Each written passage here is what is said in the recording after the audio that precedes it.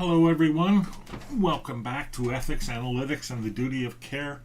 We're in Module 8, the third part of the module, which looks at culture generally. And in that part of the module, we're looking specifically in this video at citizenship. And the way I want to frame this, after what might have been a bit rough discussion of culture, I might want to clean that up a bit, but the question that we're going to look at today in this could be framed as something like what does it look like to be a good, quote unquote, member of a culture. And this is something that often gets expressed in terms of a concept of citizenship. And I want to be clear here that when I talk about citizenship, I'm not just talking about being a person with the right sort of papers in a national entity like a country or a federation, right? I'm talking about citizenship as being a member of a community, a culture, or a country, in the more broad sense of citizenship, in other words. Again, there's tons of stuff in the world that has been said on citizenship. I'm not going to cover all of that here, clearly, right? So I'm interested in the concept of citizenship as it intersects with our main inquiry, which is ethics, analytics, and the duty of care. What are and how can we get ethical analytics and artificial intelligences? So, having said that, let's think about what is citizenship.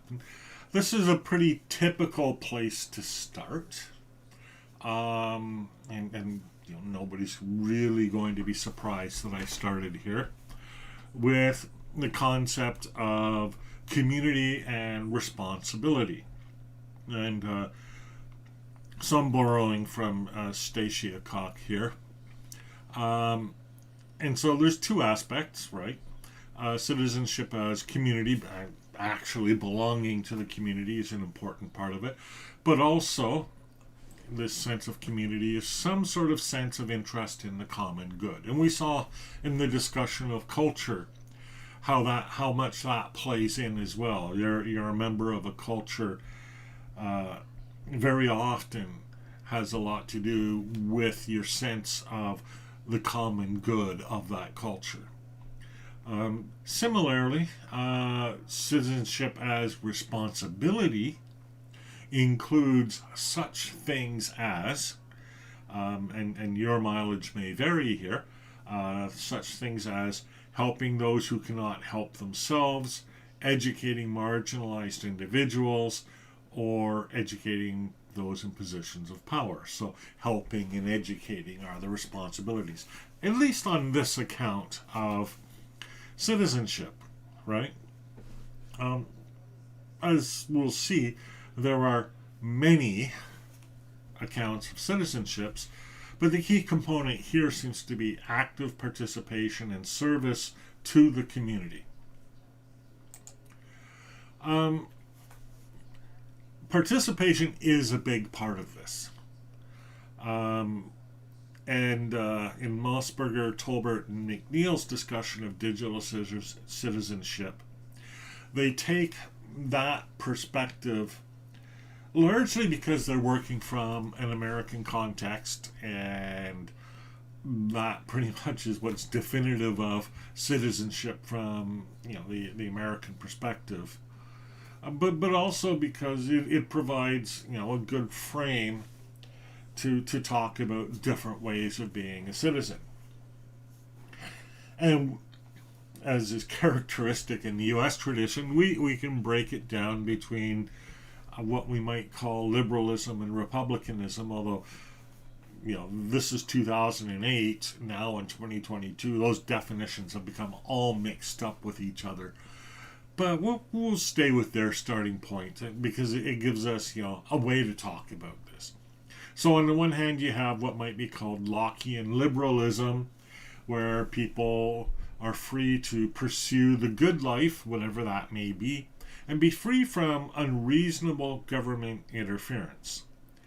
And this is characterized by a prior belief, which is described by de Tocqueville in his book Democracy in America, that everybody in the country is, quote, born equal. Now, we know that that's not really the case, but we'll leave that aside for now. That's an aspirational prior belief, let's say. And then the other thing is that it's based on this idea of an almost libertarian competition with a presumption of fairness. So that's one perspective. It's the kind of perspective that informs a lot of the people who were involved in the creation of the digital economy, digital technology in the first place. It's certainly a perspective that would characterize the Berkeley School of Development, or even Harvard, MIT, that crowd, if you will. And when I actually write this out, I'd want to be a little bit more specific, but it's the Stuart Brand, Richard Stallman sort of approach. What's the other guy from the Electronic Frontiers Foundation? But that perspective. The other perspective is what's called in this book republicanism, which now no longer resembles what we call republicanism today, but still. This idea of widespread participation of citizenry in government, where the basis of participation is a duty toward the community, and then following from Thomas Jefferson, the idea that public education is necessary to develop the means and the skill. And we can see, how these two ideas, these two sets of ideas, could combine to form a pretty coherent and defensible concept of citizenship that would lead toward a productive and ethical culture. We could certainly see that. And arguably that did work for many, many years. But we did get the digital revolution. And we did get what was called at the time the digital nation. And I remember especially an article published in Wired in 1997 by John Katz called The Digital Citizen and the Birth of a Digital Nation. And it followed the, I think it was John Perry Barlow's Declaration of the Independence of Cyberspace. And Katz describes it as something that blends the humanism of liberalism with the economic vitality of conservatism, rejecting the interventionist dogma of the left and the intolerant ideology of the right, and to embrace rationalism, revere civil liberties, and free market economics. That was the promise in 1997. BuzzFeed 2019 says, "We were promised community, civics, and convenience. Instead, we found ourselves dislocated, distrustful, and disengaged." It is arguable that the concepts that created this idea of digital citizenship were an abject failure. Arguable, I'm not sure I would completely agree. Well, there are certainly some very bad spots on the internet. But I don't think that all of the internet is that. I'm hoping, for example, that this contribution, voluminous though it may be, is the opposite of that. And that's what we want to talk about. What makes the difference here? Well, let's go back to the idea of citizenship itself. um, and get beyond the politics of citizenship. Here from a thing in Teach Thought. Citizenship as an idea of its own is both crucial and crucially misunderstood. Both often reduced to political notions such as be heard, vote, or those ecological, always recycle. Consider how infrequently many adults consider how the work they do, the things they buy, or the food they eat affects national or global citizenship. This is all big picture thinking, that is. Somehow easy to miss. And I think that's a really good point. Citizenship isn't just in these big political acts. Citizenship is in all the little things that we do every day, including big political acts, but not just that.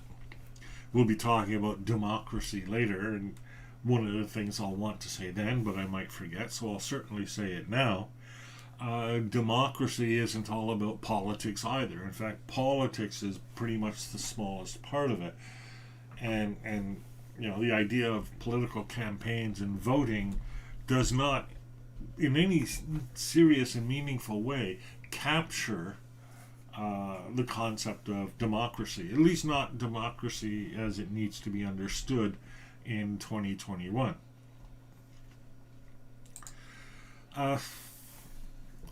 And the same holds true of digital citizenship. And it's interesting that when we look at what people are teaching when they're teaching digital citizenship, they're not teaching these big P political things like voting or ecology. Here's Terry Hike. Citizenship, quote, consists of self-knowledge, interaction, and intimate knowledge of a place, its people, and its cultural history. And so digital citizenship is self-monitored participation that reflects conscious interdependence with all visible and less visible community members, and the quality of habits, actions, and consumption patterns that impact the ecology of digital content and communities. Because here he's talking about digital citizenship, so it's digital content and communities. So that's a little too knowledge focused for me. I mean, I don't think it's necessary to know the cultural history of a people or a place to be a citizen, although it doesn't hurt. But still, it's the idea that it's all these little things, and it's the idea in this case of being conscious about these things, right? Self-monitored participation that reflects conscious interdependence. It's this idea of knowing that the things that you do depend on other people, and that other people depend on you. Or as George Costanza would say, we live in a society. That sort of thing. Mike Ribble has come up with an oft-quoted set of 9 themes of digital citizenship. And I've seen them represented in various ways. I'm splitting them into 2. And I'm splitting them into 2 because I think that he's combining elements of the legal and formal, the regulatory, or the practices, frameworks kind of approach, with the informal and more personal kind of approach.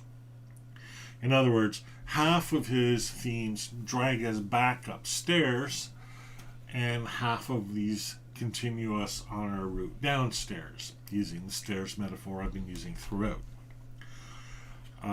So commerce, collaboration, law, rights and responsibilities, security and privacy, these are all the structural elements of citizenship.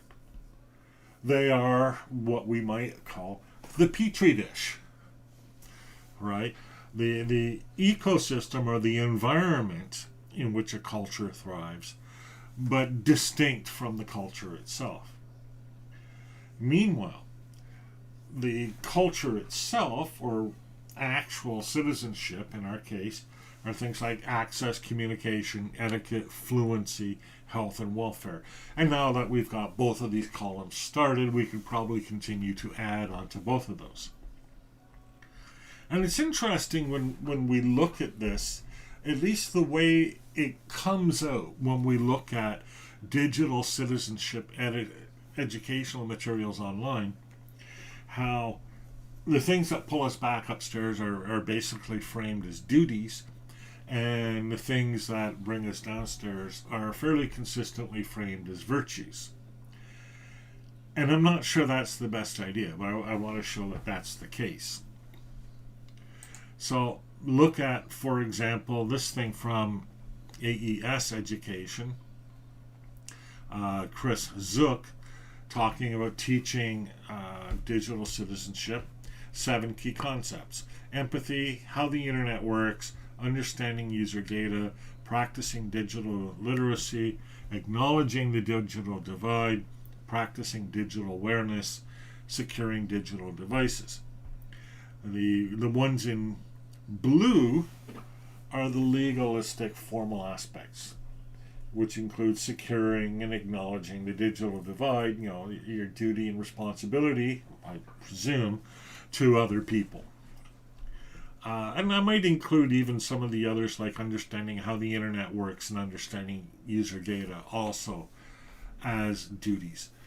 And then the things that are based on virtues or character are things like empathy, digital literacy, digital wellness. And attending to those are characteristic of digital citizenship. And okay, here's another example from Common Sense Education. Again, this is very widely cited out there in the internet world. We've got 6 basic areas of focus. So pulling us toward duties are things like privacy and security, again, digital footprint and identity, cyberbullying, drama, hate speech. These are the structural things. But on the side of character or virtues is media balance and well-being, relationship and communication, news and media literacy.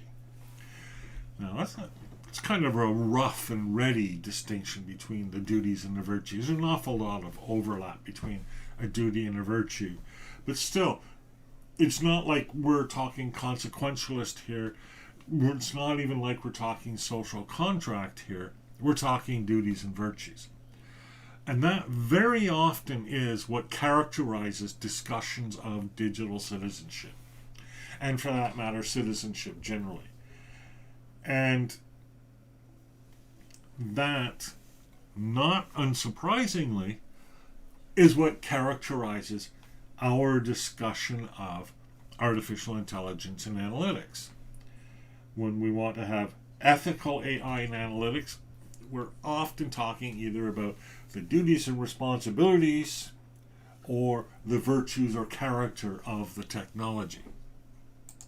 Pressing on.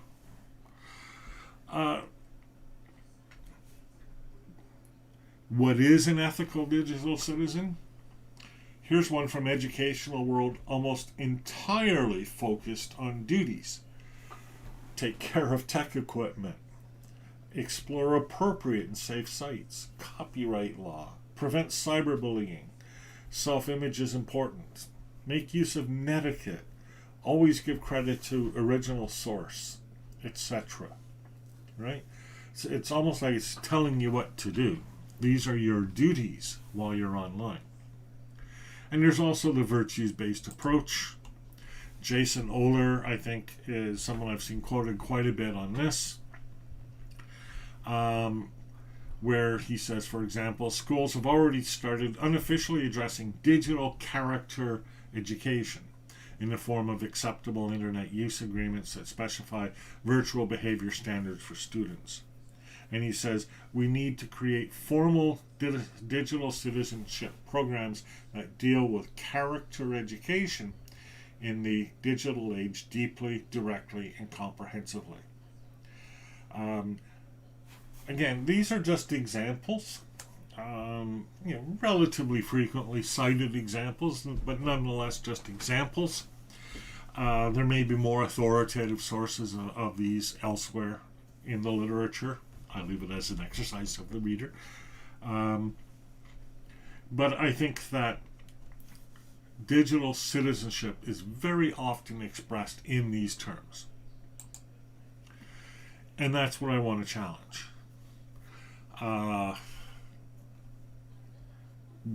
When Wired came out with this article in digital citizenship, I responded, quite frankly, pretty negatively. And I asked the following, or I said the following.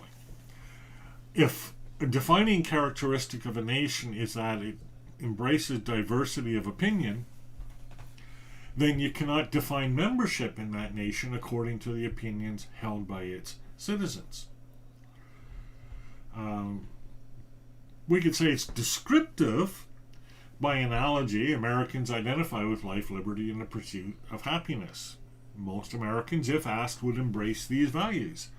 But that's not what defines them as an American. Rather, what defines them as an American is being born in the United States or having legally immigrated. You see the distinction here. And if we want to talk about being a digital citizen, the one requirement is that you be digital. You actually be part of that digital nation. And if we want to talk about being a good digital citizen, it can't be by defining certain duties or certain virtues, because these are not going to apply to all or even a majority of the people who are online. And the same is going to be true when we get to artificial intelligence and analytics. And I think that I've shown that pretty decisively in this course. We cannot actually articulate what the duties are of AI companies or AIs themselves. We cannot actually articulate what the virtues are of virtuous AI or analytics. We just simply can't say. And in fact, we want to be open as much as possible to a diversity of opinion on these subjects. Otherwise, we're not capable of discussing them at all. And it's the difference, at least as characterized here, between being a digital citizen and a digital leader. Now, I hate the whole leadership talk, but I like the idea of moving beyond the idea of someone who is to the idea of someone who does. I think that's really important. The digital citizen here is described as a set of values that we may or may not accept. For example, one of the values is, I treat others the way I would like to be treated. That's the golden rule. We discussed the golden rule back in module 4, and it's a terrible rule. And it's a terrible rule because there are many instances where others would not like to be treated the way we would like to be treated. But when we get to the doing side, which they're calling here a digital leader in Teach Thought,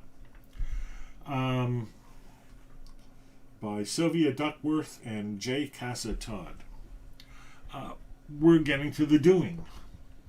To learn and share learning, to empower others with no voice, to address social inequality, to promote important causes, to be a more positive influence in the life of others. See the distinction? It's not what you are anymore. It's not what you believe anymore. It's what you do. And I think that's a pretty important distinction. Henry Jenkins, who's kind of faded a bit from the mainstream, at least to my perception, but who was really active for a while, wrote a lot about participatory culture. And it shifts the focus of literacy, he wrote, from individual expression to community involvement. And we could use it here to shift the focus of citizenship from individual expression to community involvement. So, what are the requirements for a participatory culture? Again, now this is petri dish thinking, right? But relatively low barriers to artistic expression, strong support for creating and sharing creations, some type of informal mentorship, members who believe their contributions matter, members who feel some degree of social connection with one another. So, petri dish, right? The question comes up, what is it like to live in this participatory culture? What grows in this culture? Because that's going to tell us what citizenship is. Well, we get at that by kind of refining our objectives. Instead of trying to define for all time what is going to count as a good citizen, we try to focus more on what counts as a citizen. If we can get people to be citizens in the active sense, that is necessary before we can even think about getting to be good citizens. And in fact, the idea here is that they would define for themselves what good citizens is. So what is this narrower focus? Well, here, Jones and Mitchell focus on respectful behavior online and online civic engagement. Or they say, both online respect and civic engagement were negatively related to online harassment perpetuation and positively related to helpful bystander behaviors after controlling for other variables. Okay, so that's sort of evidence for the statement that focusing on citizenship as, behavior and engagement leads to some of these outcomes that we would define as ethical. So instead of talking about, a person is a good citizen if they don't harass people, or a person is a good citizenship if they help other people, it's more like if we have an environment where we focus on behavior and engagement, then these are the sorts of things that we could use to describe what's the outcome of it. Step by step, right? So, the people at cyberbullying.org have come up with a concept that they've called Digital Citizenship Plus, which they define as the skills needed for youth to fully participate academically, socially, ethically, politically, and economically in our rapidly evolving digital world. And it covers everything from AI to digital literacy to privacy and reputation to data and context and all the other stuff that we've talked about in this course. But the key thing that I'm interested in here for our purposes are the words, the skills needed for youth to fully participate. And indeed, not just youth. Why would we define it as for youth only? I mean, their focus is on teaching young people. But citizenship consists of the skills needed for people to fully participate. Okay. I have said since my days as an editor at the Gauntlet in the University of Calgary in the 1980s, the price of democracy is participation. Make that work and everything else works. And for most of my life, I've seen that actually work out. You might be asking, quite fairly, what does that have to do with analytics and AI? Well, it should change how we think about this. Here's what I think. The concept of ethical analytics and AI are going to come down to somehow describing an analytics engine or an AI as an ethical citizen. Now, that doesn't mean granting them personhood and autonomy and all of that. That's not what I mean. What I mean is that when we're talking about ethical AI, we're going to be talking in the same sort of terms that we would use when talking about an ethical citizen. Right now, we have a tendency to describe an ethical AI or analytics engine, or the people who develop them, or the companies that develop them, in terms of virtues and duties. That, to me, ultimately is a dead end. And in fact, I think ultimately describing it in terms of any of these ethical principles that we've been talking about is a dead end. We can't define what we mean by ethics in analytics and AI. We're not going to be successful. And in the end, it's not going to matter. In the end, it's going to come down to citizenship. Not citizenship in terms of virtues or duties, the way we teach very young children, but citizenship the way we think of it as adults, on how we interact together. And when we're talking about AI and analytics, it'll ultimately come down to how well AI and humans can interact with each other. And that's how citizenship ties into the ethics of analytics and artificial intelligence.